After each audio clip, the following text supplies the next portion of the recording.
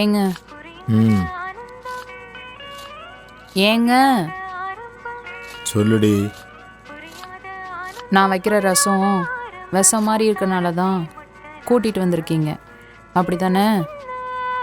நீ எவ்வளோ நாளைக்கு தான் ஒத்தையிலே வேலை செய்வ? அதான் உனக்கு ஒத்தாசையாக இருக்குமேனு வர சொன்னேன். மா கொஞ்சம் எண்ணெய் அதிகமாக ஊற்றி வனுக்கு. சரிங்கம்மா. சந்தேகத்தின் முதல் படி கண்காணிப்பது. யார் வரா போறான்னு சொல்றதுக்கு ஒரு சாவி போட்ட பொம்மை. அது பேரு கஸ்தூரி.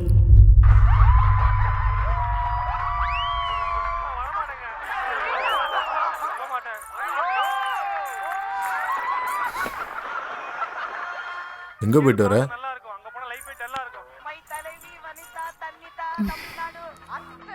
கடைக்கு. இதுக்கு தான் கஸ்தூரி வேலைக்கு வச்சுது. அவ போறேன்னு தான் சொன்னான். நான் சும்மா தானே இருக்கேன், அதான் போயிட்டு வரேன்னு சொன்னேன். நீ சும்மாவே இருந்தாலும் பரவாயில்ல, வீட்லயே இரு. இப்போ எதுக்கு மூஞ்ச காட்டுறீங்க? போனதுனால என்னாச்சு? போகக்கூடாதுன்னா போகக்கூடாது, அவ்வளோதான். கஸ்தூரி ஐயா சோத்த போடு, பசிக்குது.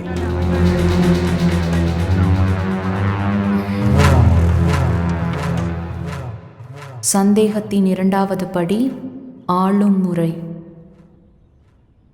ஆ சொல்லு. நாளைக்கு தான் வரணும். ம் நீ என்ன பண்ணிட்டு இருக்க? ஆ ஆ நீ போன் ஒன்று பேசினா அது என்கிட்ட மட்டும்தான் பேசணும்.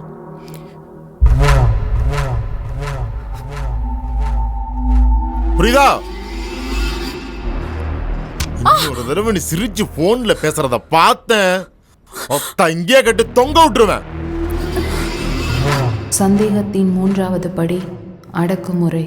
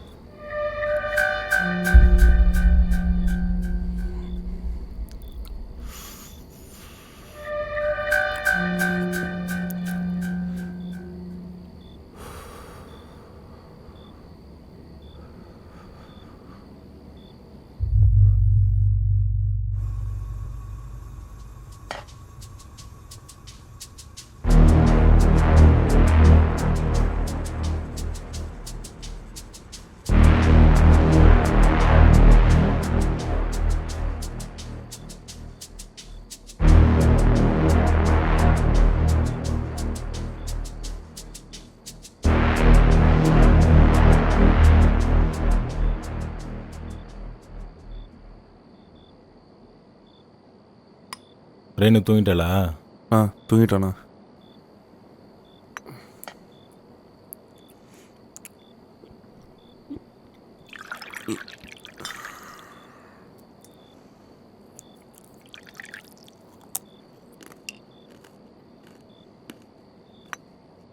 ஒன்றரை ஏக்கர் எவ்வளோ வரும்? அந்த ஊருக்கு எப்படியும் 2 கோடிக்கு மேலே வரும்.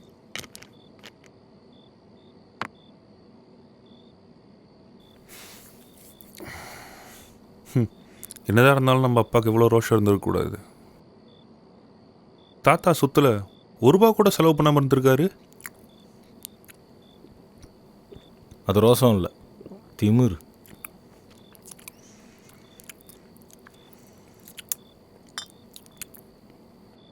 சரி, என்னமோ அதான் இப்போ நமக்குன்னு ஆச்சுல்ல.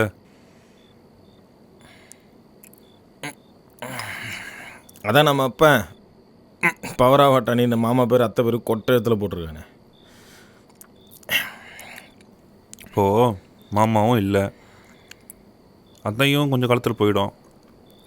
அப்புறம் என்ன?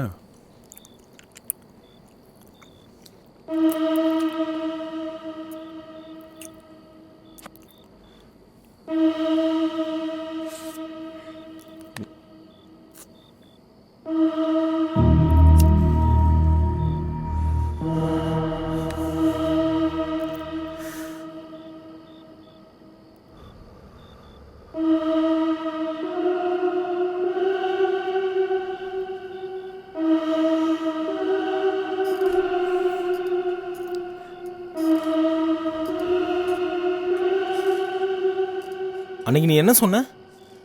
நமக்கான காலம் கூடி சீக்கிரம் வரும்னா.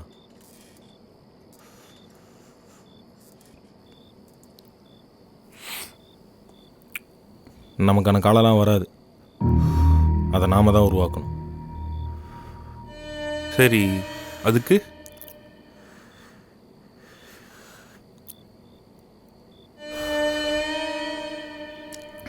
அண்ணே அதை மட்டும் சொல்லிடாத.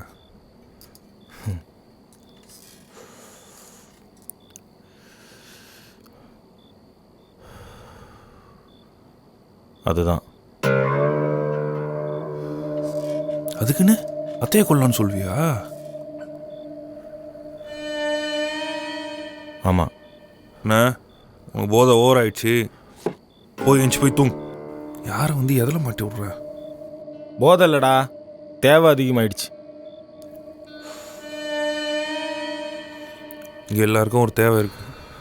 அதுக்குன்னு எல்லாம் கொலையா பண்ணிக்கிட்டு இருக்காங்க. உனக்கு தேவைப்படுற ஒரு விஷயம் உன் கை கட்ட தூரத்தில் இருந்தா அதுக்காக நீ ஒரு கொலை பண்ணணும்னா அதை செய்ய இங்கே நிறைய பேர் காத்துட்ருக்காங்க.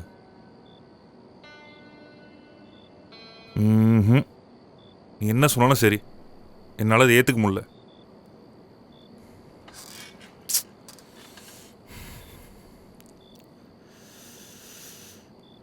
நீ எப்பயாவது கடங்காரனுக்கு பயந்து பாத்ரூமில் ஓடி ஒளிஞ்சிருக்கியா? இவன் ஃபோன் பண்ணுறானா அவன் ஃபோன் பண்ணுறானு 10 மணி மேலே உன் ஃபோனை சுவிச் ஆஃப் பண்ணி வச்சிருக்கியா? இதெல்லாம் விடு. உன் கடனை அடைக்கிறதுக்காக அடுத்த விந்த தொடச்சிருக்கியா?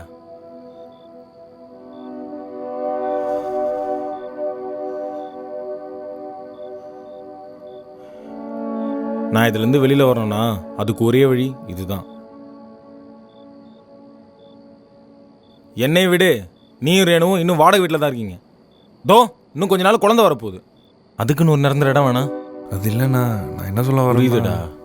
போலீஸுக்கும் கேஸுக்கும் தானே பயப்படுற. இது கொலையா தற்கொலையான்னு தெரியாத அளவுக்கு நான் பார்த்துக்கிறேன். எப்படி? 100 உலகத்தை என் கையில் வச்சுருக்கேன். இது போதாதா? நீ என் கூட இருக்குன்னு மட்டும் சொல்லு. பிசிறே இல்லாமல் நான் பண்ணுறேன்.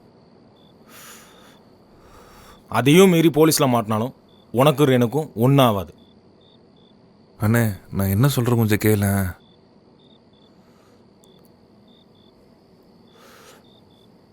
ஒரு கோடு, அதை தான்னா வாழ்க்கையே மாறிடும். அதுக்கப்புறம் நீயே யோசிச்சுக்கோ. சரி, இப்போ என்ன பண்ணலாம்?